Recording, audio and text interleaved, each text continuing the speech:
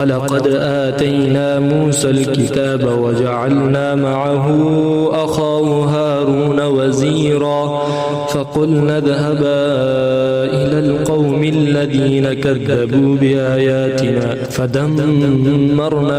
تدميرا وقوم نوح لما كذبوا الرسل أغرقناهم وجعلناهم للناس آية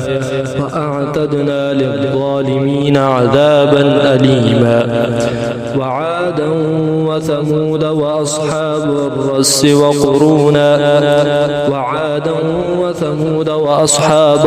وقرونا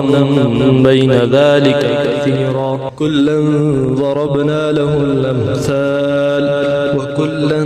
تبرنا تتبيرا ولقد أتوا على القرية التي أمطرت مطر السوء أفلم يكونوا يرونها بل كانوا لا يرجون نشورا وإذا رأوك إن يتخذونك إلا هزوا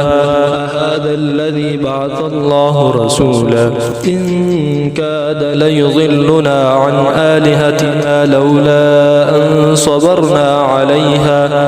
وسوف يعلمون حين يرون العذاب من أضل سبيلا